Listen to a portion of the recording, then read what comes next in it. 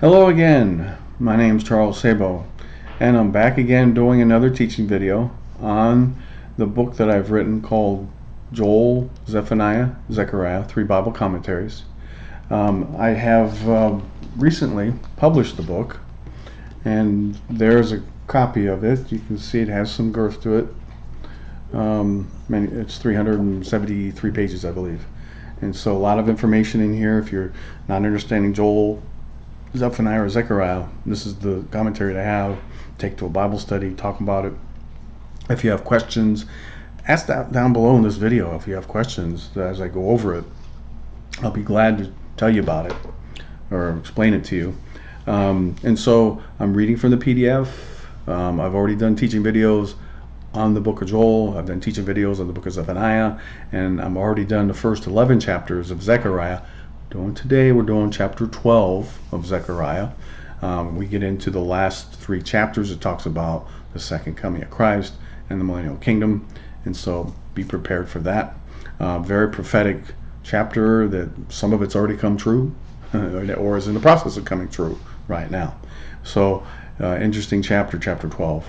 So I'm going to scroll down to that chapter in the book. There's 11 and there's 12. Okay, so we're going to begin with verse 1. Like I said, like the video down below, that would be much appreciated, or subscribe to the channel so you can get updates on future videos. Please ask questions. That's what I do. I answer them. Verse 1 of Zechariah 12. The burden of the word of the Lord for Israel, saith the Lord, who stretches forth the heavens and lays the foundation of the earth and conforms the spirit of man within him. In the final 3 chapters of Zechariah, we will find a supernatural burden over the people of Israel. In this verse, Zechariah opened up to the burden by stating who is speaking through him. The word of the Lord is the prophecy spoken of, while the prophecy becomes a tremendous burden to the people of Israel. Zechariah reminded his readers who the Lord is by stating that he stretches forth the heavens and lays the foundation of the earth. Sound familiar? The Lord is the one who forms the spirit within each man while they wander in their lives searching for the real reason they are here. You've heard that famous question, why am I here? What's the meaning of life? Read the Bible. Isaiah 51 verse 13. Now, I recently did a Bible commentary on the book of Isaiah. This commentary is a college textbook. It came out in January of this year, so I have published 3 books this year. This is what the commentary looks like on Isaiah if you want to pick it up. Very informative. Great to take into Bible studies. It is a textbook, so you'll be seeing it in seminaries and so on. Hopefully this book that we're reading from today will be seen in seminaries too. It will be a college textbook as well. I'm going to read you Isaiah 51:13. And forget the Lord your maker that stretches forth the heavens and laid the foundations of the earth, and has feared continually every day because of the fury of the oppressor, as if it were ready to destroy. And where is the fury of the oppressor? So I'm not going to go into the theology on Isaiah 51:13. I just want to show you that what Zechariah is saying here, stretches forth the heavens and lays the foundations of the earth, is being stated many places. The prophets of Israel has reminded Israel on several occasions who their God was, using the same description here in Zechariah. You can see that here in Psalm 104:2, Isaiah 40 verse 22, 42:52, 44:24, 45:12, the verse I just read you, 51:13, and Jeremiah 10:12. All resembling what Zechariah is saying here.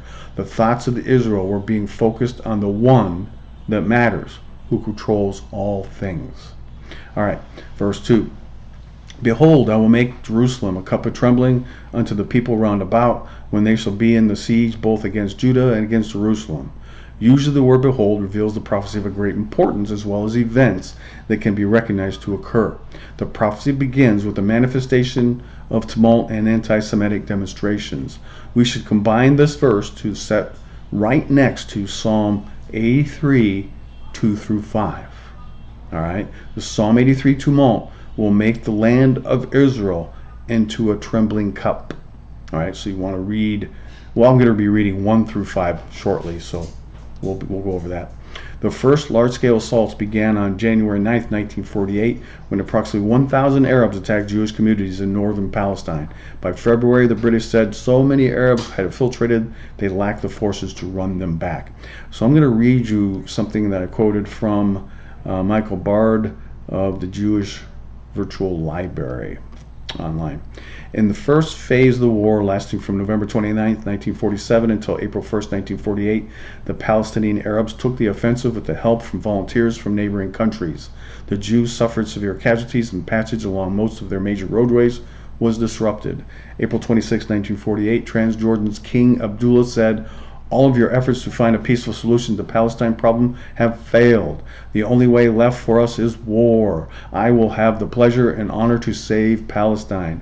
On May 4th, 1948, the Arab League attacked Kfar Etzion.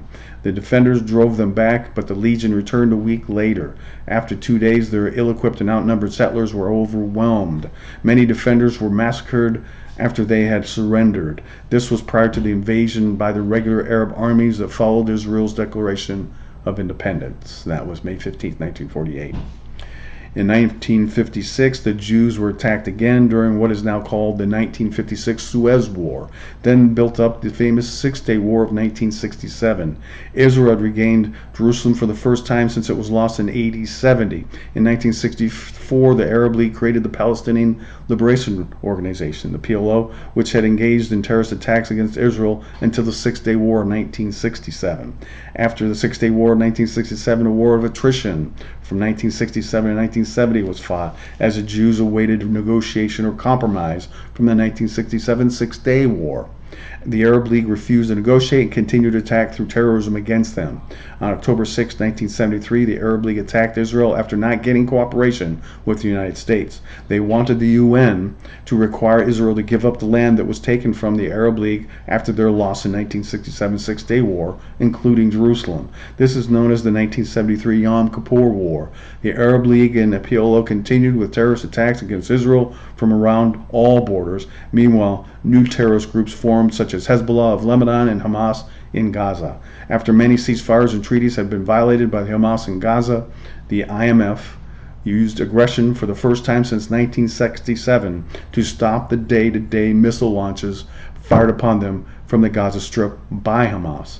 Hamas cowardly was using Arab citizens in Gaza as their shields of protection as they fired hundreds of missiles daily on Israel. This is now known as the 2008 Gaza War, or otherwise known as Operation Cast Lead. Here I'm going to read you Psalm 83, 1 through 5, just to show you the correlation with what we're reading with Psalm 83. And it's ongoing right now, right? You'll read right now, this is happening. "Keep not you silence, O God. Hold not your peace, and be not still, O God." This is Asaph the seer, who existed back in the time of King David, who foresaw this. "For lo, your enemies make a tumult, and they hate you, have lifted up the head, and they that hate you. They have taken crafty counsel against your people, and consulted against your hidden ones. They have said, come and let us cut them off from being a nation." Wow, does it sound familiar? "That the name of Israel may no more be in remembrance. For they have consulted together with one consent. They are confederate against you." Aren't they? Well, the Psalm 83 battle, they are all together against Israel, coming against them in a war, right? Both passages, 83, 1 through 5 and Zechariah 12, 2, are during the time of the beginning of sorrows, as described by Jesus. By looking around and listening, we can conclude that we currently live in this age described. Now let's read what Jesus said about the beginning of sorrows. This is in Matthew 24, verses 4 through 8. This is the Olivet Discourse. "And Jesus answered and said unto them, Take heed that no man deceive you. For many shall come in my name, saying, I am Christ, and shall deceive many." Yep, that's happening.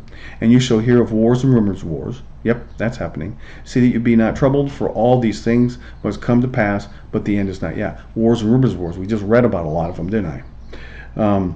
And see, "For nation shall rise against nation, and kingdom against kingdom." I look at that as the godly kingdom against the satanic kingdom. That's the way I see that. "And there shall be famines, pestilences." We live in a pestilence right now, don't we? A worldwide pestilence happening right before our lives, happening right now. And earthquakes in diverse places, many different places. So we live in the coronavirus pestilences that Jesus was warning us about. So we live in that cup of trembling right now. As the cup of trembling is coming to a boil, the world leaders attempt to settle the conflict in the Holy Land, but peace has yet to come. The United Nations has attempted to make decisions against Israel, but the Lord keeps things right where He wills them to be. The time will come when the Lord will allow peace to be negotiated, but then it will be the beginning of Jacob's trouble, the 70th week of Daniel. You can read about that in Daniel 9:27. I'm going to read you Psalms 2, 1 through 4, because the New World Order, all right, the one world government, or you're going to see the world economy collapse soon. We're going to have there's going to be a one world currency, one world government. Why do the heathen rage and the people imagine a vain thing?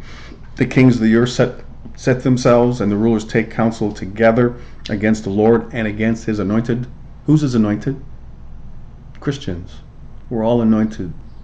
We're all anointed. We all possess the Holy Spirit. We're anointed in the Holy Spirit. Let us break their bands asunder and cast away their cords from us. And the New World Order, the satanic realm, the one world government system that's coming to be, they hate us. They hate Christians. He that sits in the heavens shall laugh. The Lord's going to be laughing. He is laughing. The Lord shall have them in derision. All right. So David actually wrote that.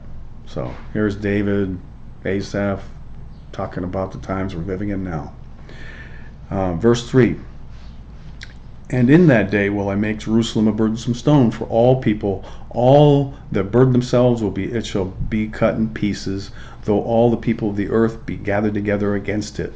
The conjunction "and" at the beginning of this verse implies in addition to the expression in that day. In that day, now. Right? Refers to the time during the beginning of sorrows, as well as during the 7 years of Jacob's trouble, 70th week of Daniel 9:27. Jerusalem has been the burdensome stone of the world for all the people ever since November 29th, 1947, when the fight for Jerusalem began between Israel and the Muslim world. The Lord had made sure that any country who has come against Israel during this time will not find themselves victorious. Israel has succeeded in their battles, though they have been overwhelmingly outnumbered.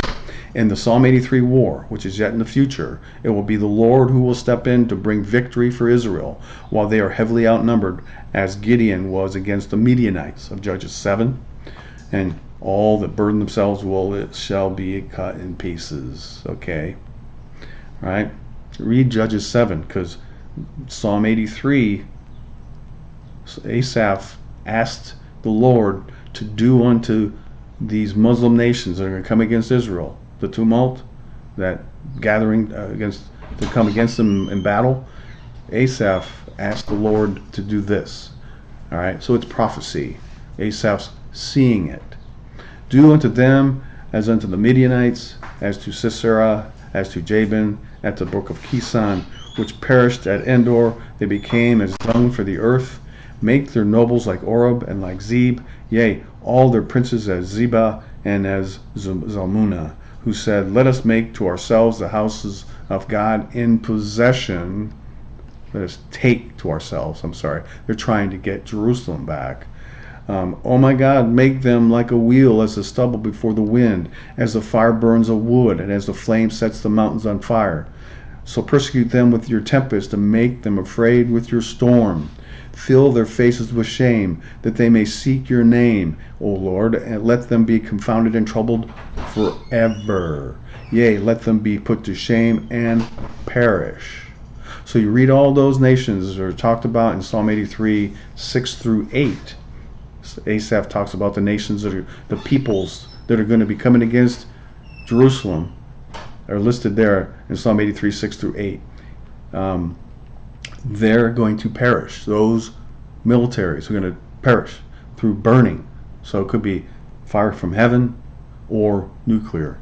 That men may know that you, whose name alone is Jehovah, art the most high over the earth. Okay, so that's Asaph talking in Psalm 83, 9 through 18. The final clause of Zechariah 12:3 provides a day which the final climax will come to fruition.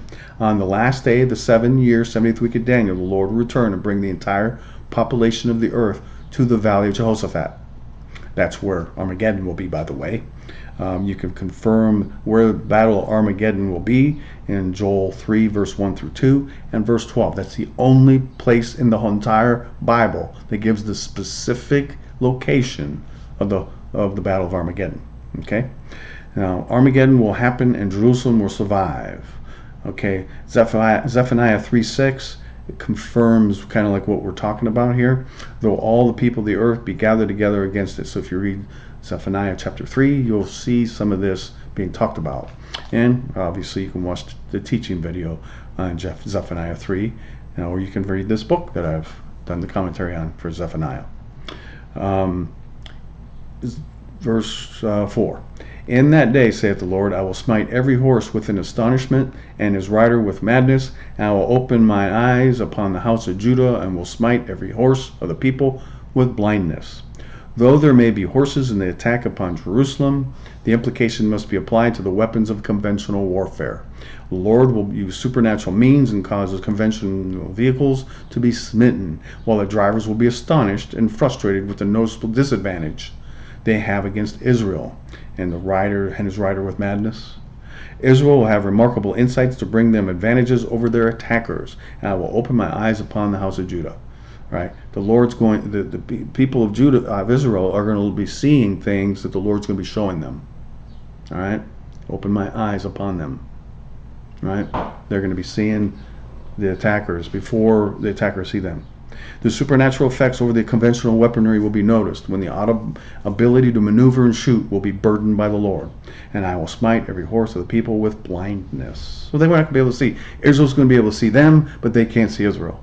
Is that basically what they're saying in that Psalm 83 tumult or attack? Okay. Now, verse 5. And the governors of Judah shall say in their heart, the inhabitants of Jerusalem shall be my strength, and the Lord of hosts their God. Because the inhabitants of Jerusalem come together and fight in the name of the Lord, they will win in every battle. The governmental leadership of Israel will recognize the faith of the people of Israel, and they will provide them with their strength and their faith in the Lord. All right, that's basically what you're getting from that verse. Their faith. The Lord will save them because of their faith. Faith that their God, the God of heaven, is helping them. All right. All right. In that day will I make the governors of Judah like an hearth of fire among the wood, and like a torch of fire in sheaf. They shall devour the people round about, and the right hand and on the left. And Jerusalem shall be inhabited again in her own place, even in Jerusalem. Okay. So the Lord's protecting Jerusalem for Israel, because there are, or is, a remnant that will come through the 7 years and survive and be Christians. They will become believers when they see Jesus descend from heaven. That'll make anybody a believer, really, but no, it won't. But Israel, a remnant, will believe, and so the Lord's protecting Israel because those people exist, and He needs to protect them. Needs, motivated to fulfill prophecy, to glorify Himself. This method of destruction does not fit the Ezekiel 38 through 39 fire and brimstone massacre of Gog of Magog and the accompanying militaries. What's spoken here? This massacre was brought down by fire from heaven without Israeli military involvement. I don't know if I read this. In that day will I make the governors of Judah like an hearth of fire among the wood, and like a torch of fire in the sheaf. They devour the people round about, and the right hand and on the left. Jerusalem shall be inhabited again in her own place. I did read that, didn't I? The protection in Zechariah 12:6 comes from the supernatural defenses against their enemies, while the Israeli military fights supernaturally for God. This is the Psalm 83 battle when Israel will be outnumbered, but will be victorious. All right. And I'll read you something from Psalm 83, 14 through 15. As the fire burns wood, and as the flame sets the mountains on fire, so persecute them while with your tempest, and make them afraid with your storm. Kind of resembles this, doesn't it? Doesn't it? like a torch of fire in a sheaf, right? Like a heart of the fire among wood, and like a torch of fire in a sheaf. Psalm 83, the destruction Asaph had prophesied. All right. Verse 7. The Lord also shall save the tents of Judah first, then the glory of the house of David, and the glory of the inhabitants of Jerusalem do not magnify themselves against Judah. The inhabitants of Jerusalem do not magnify themselves against Judah, right? Because Jerusalem is inhabited by Muslims too, right? God has a covenant with the house of David, the Davidic covenant of 2 Samuel 7, 8 through 17, which takes priority over the inhabitants of Jerusalem, Jews and Gentiles. The Lord will supernaturally protect the house of Judah first, in order to protect it from being overshadowed by the house of David and the other inhabitants of Jerusalem. Jewish leadership will have been seeking the Davidic promises, thus will put the house of Judah's importance behind them. The masses of Jerusalem still will be looking for Messiah first appearance. Thus the house of David will be lifted up in preparation. So they're waiting for the first coming. The house of Judah will be protected from being overpowered by such a religious preparation. So they're waiting for the Messiah's first visit, while the house of Judah, there's believers in the house of Judah that are looking forward for his second coming. So he's got the house of Judah over the house of David, right? The priority. All right, verse 8. In that day shall the Lord defend the inhabitants of Jerusalem, and he that is feeble among them at the day shall be as David, and the house of David shall be as God, and as the angel of the Lord before them. When the Lord Jesus returns to earth in that day, he will rescue the inhabitants of Jerusalem. You can see that in Isaiah 63, 1 through 6, or read the Bible commentary that I wrote.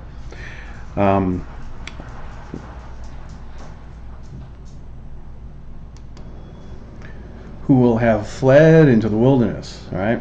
They will flee, scatter from the time of the abomination and desolation. You can find that in Matthew 24, 15 through 16, Revelation 12, 6 and 14, also Revelation 13, 5 and 6. At the second coming of Christ, he will supernaturally punish those advancing to destroy God's people. You can see that in Isaiah 34, 1 through 6, 63, 1 through 6, as I spoke earlier, and then Revelation 14, 14 through 20. That will be the second coming of Christ we're talking about here, when he destroys the entire population coming against Jerusalem. If you want to read about that massacre, I have it well documented here in the other book that I published this year. That's 3 books published in 1 year. This is the Book of Revelation of Jesus Christ, a Bible commentary. You can see it's quite thick, explains everything about the Book of Revelation. All right, you might want to pick it up. It's an amazing book, great for Bible studies. It too could be a Bible, a commentary, Bible commentary, set for college textbooks in the seminary. Okay, upon the resurrection of the righteous, the feeble become strong. Thus the Lord provided imagery of King David as his example of strength. The house of David will be resurrected into immortality, just as God himself is. Imagery is also used in reference to the angel of the Lord, Jesus, who is brought as an example of the saved inhabitants' immortality. All right, where are you getting this? Well, in the Old Testament, whenever it spoke of the messenger, angel of the Lord, it's the pre-incarnate Christ making appearances, including Mount Sinai when Moses met him. They called him the angel of the Lord, and then I'm speaking to God. So if you look at this, and the house of David shall be as God, as the angel of the Lord before them, right? All right, so he being David, the house of David, when they're in Jerusalem, they will become mighty, and they will defeat their enemies. If you remember the messenger of the Lord in Isaiah in destroying the Assyrians in the mountains of Israel that were coming against Judah, that's kind of what he's talking about here. the messenger of the Lord cast the fire down on the inhabitants. So the inhabitants' immortality here, the inhabitants will fight supernaturally like they are the messenger of the Lord in Isaiah. That would be in Isaiah 37 and 38. I might want to add that here. I probably should have. Zechariah 12:9. And it shall come to pass in that day that I will seek to destroy all nations that come against Jerusalem. All right. Now, the prophecy still refers in that day, which takes place during the day of the Lord, as well as the beginning of sorrows. There has been an ongoing supernatural protection of Jerusalem since November 29th, 1947.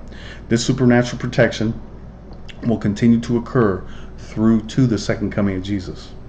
When one focuses this passage into the day of the second coming, the Lord had declared that he will seek to destroy all nations who come against Jerusalem at Armageddon. Right? Joel 3:12 says, "Let the heathen be wakened and come to the valley of Jehoshaphat, for there will I sit to judge all the heathen round about." Right? Judgment.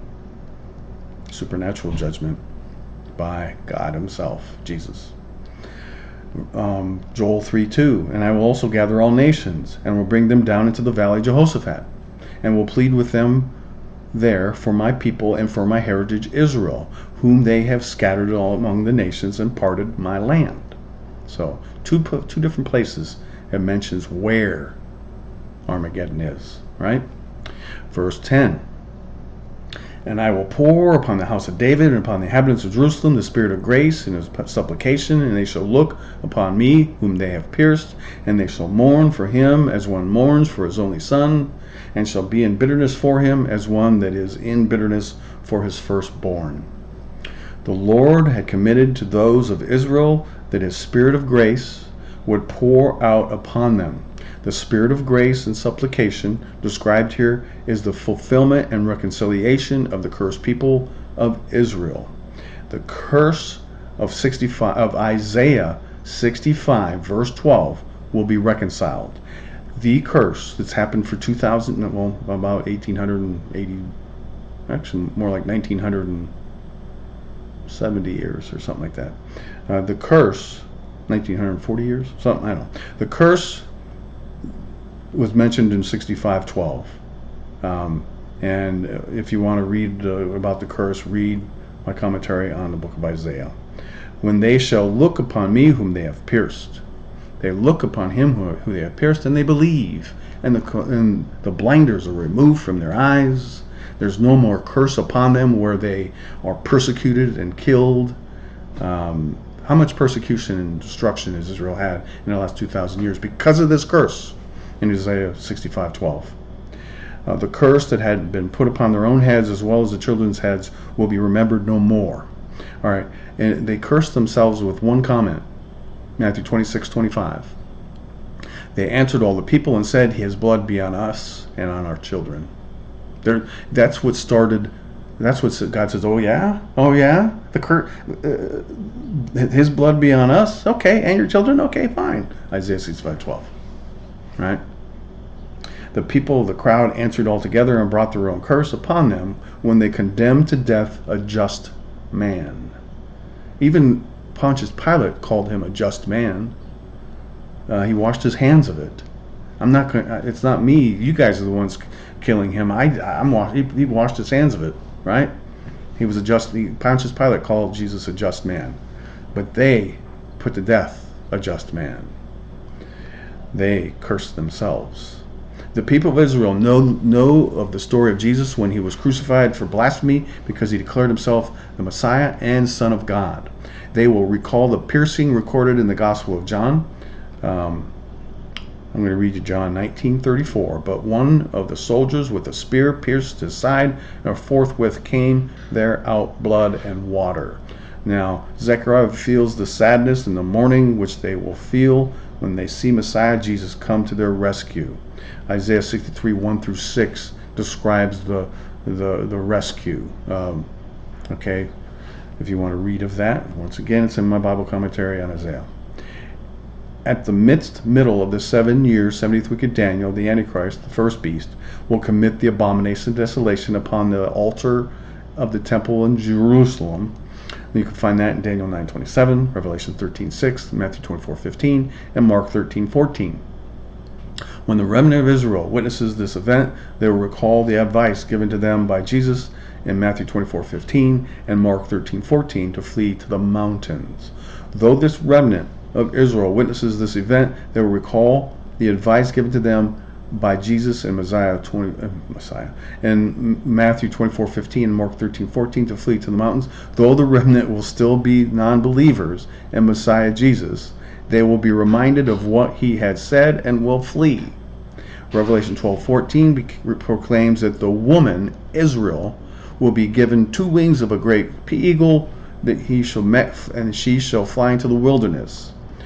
This could be a supernatural event or just metaphorical, but the woman who gave birth to the man-child in Revelation 12:5 is to be taken into the wilderness and hidden in her place and nourished for a time, 1 year equal 360 days, times 2 years, 720 days, and half a year, 180 days, which is the second 1260 days of the 7-year period. 360 days times 720, 520 days. Half of that is 1260 days, right? So the second half is 1260 days that they're going to be hidden and nourished supernaturally by God. You can read that in what I just read you from Revelation 12:5, or you can pick up the Bible or the commentary on Revelation and see the detailed explanation. Israel will flee and be protected by God for the great tribulation of the earth, which is the last 3.5 years. Not every Jew will flee, but only a remnant. You can see that in Zechariah 13:8-9. We'll be doing that chapter next. The Bible is not clear where exactly they flee to. Many believe that they will flee to Petra, including myself.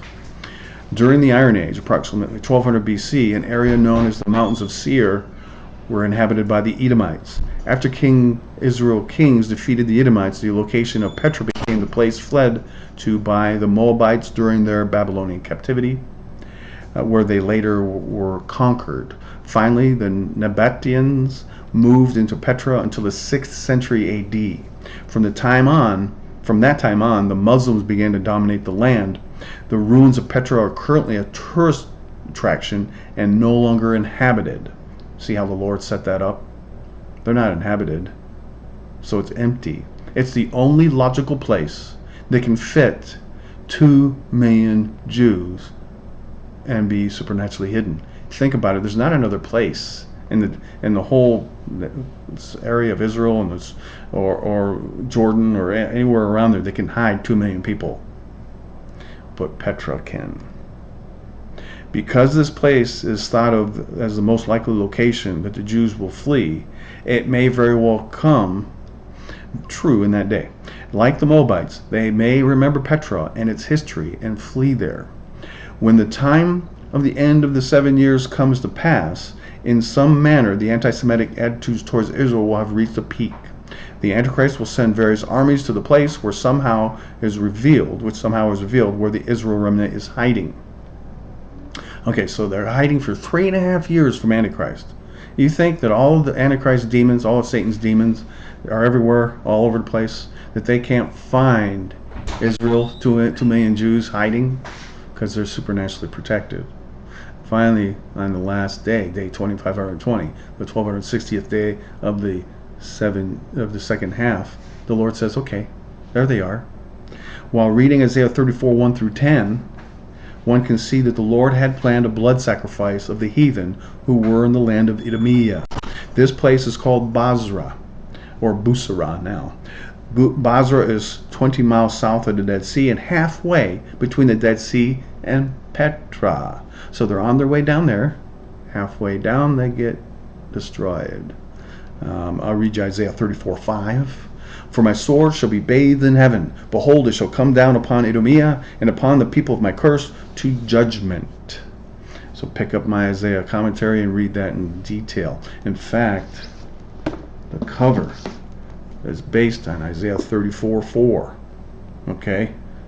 If you're curious about 34:4, read it. Israel will see Jesus with his vesture dipped in blood and feel gratitude for what he had accomplished for them. They will remember what their ancestors had done to him at Calvary and mourn in shame. As one mourns for his only son, shall be in bitterness for him, as one that is bitterness for his firstborn. Zechariah writes a comparison for the bitter guilt which they will feel. They will mourn like they have lost their first child. Right? Interesting. Verse 11. Get ready. Tongue lashing to the theologians of the world who misinterpret this verse. In that day shall be there a great mourning in Jerusalem, as in the morning of Hadra Dramon in the valley of Megiddo, or Megiddo. Located within Joel 3:1-2 and Joel 3:12, which many people of the Church of Jesus Christ have misunderstood, is the location of Armageddon. This is Armageddon as indicated in Revelation 16:16. Though the word Armageddon is translated from Hebrew tongue, the word only shows up once in the entire Bible, which is translated from the Greek word, and I'm not going to pronounce that, or Armageddon in the Hebrew. Because the translators have associated this word with the hill or city of Megiddo, many scholars and pastors have associated the place of Armageddon to be in Megiddo, which is located northwest of Jerusalem. Northwest. I mean, Petra is southeast. This assumption is derived by a misinterpretation of Zechariah 12:11, which is the verse following an event that happens at the second coming of Christ, which was Zechariah 12:10, when he pours out his Holy Spirit upon the remnant of Israel, waiting for him. Verse 10, right? He pours his Spirit upon them, and they mourn for him whom they pierced, right?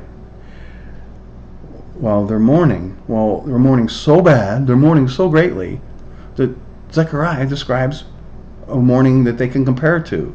So many want to interpret the mourning felt by the remnant with the mourning described in Zechariah 12:11. In that day shall there be a great mourning in Jerusalem.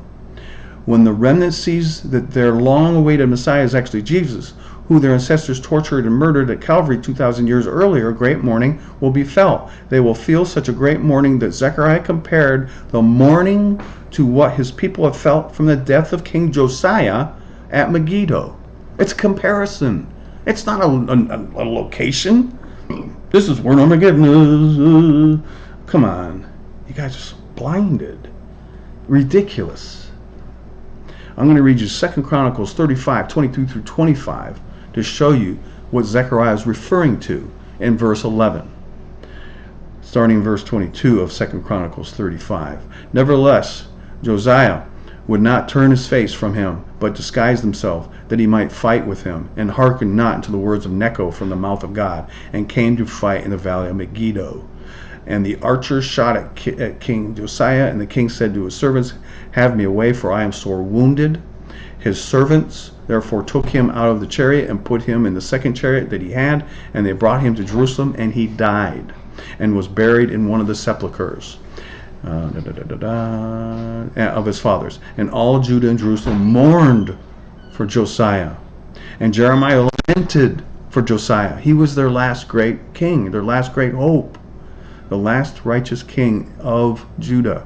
And all the singing men and singing women spoke of Josiah in their lamentations this day, and made them an ordinance in Israel. And behold, they are written in the lamentations.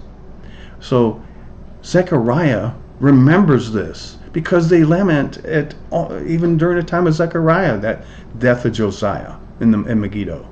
So he's reminding Israel that, remember, this, when you guys mourn, when you finally do see whom you pierced, you're going to mourn for him like you mourned for Josiah. It would have been better if he would have said Josiah in verse 11, but they didn't. And so many theologians and pastors don't bother to break it down, don't bother to study the Bible. No, they just start following what other wrongful interpretations say, and it just irritates me. I break it down, and I go word for word, and I pull the truth out, and I study the truth. Break it down. The last righteous king of Judah had died. He was the last hope for Judah to turn to God before he brought captivity and the destruction of Jerusalem in 587 BC, as the mourning of Hadadridim in the valley of Megiddo. They're mourning when they see Jesus, of him who they have pierced, as the mourning of King Josiah in the valley of Megiddo. That's what Zechariah is comparing to. Nowhere does it talk about this is the place where Armageddon is. It says it in Joel 3. All right? The chronicler made it known that all of Judah and Jerusalem had mourned for King Josiah. Zechariah brought the feeling of great mourning to his readers in order to compare it with the mourning that would be felt by the remnant of Israel, which was at the sight and realization of who the Messiah really was and is. Verse 12. And the land shall mourn, every family apart, and the family of the house of David apart, and their wives apart, and the family of the house of Nathan apart, and their wives apart. All right? The entire saved remnant of Israel will mourn apart, bad, which is alone to themselves. The word apart means, in the Hebrew, they put apart, but the translators use the word apart, which absolutely is ridiculous. They mourned badly, they mourned extremely, they mourned bad, which is alone to themselves. They're mourning to themselves, apart. They're mourning. Actually, I'm going to take it back. Bad is the Hebrew word, which means alone to themselves. That's what I meant by bad. It's not an English word, bad. It's the Hebrew word bad, which they mourn apart. The mourn apart is bad in Hebrew, which is alone to themselves. So they separate themselves from each other and mourn. The families will mourn apart from the other families, and tribes from other tribes. Husbands will mourn apart from their wives.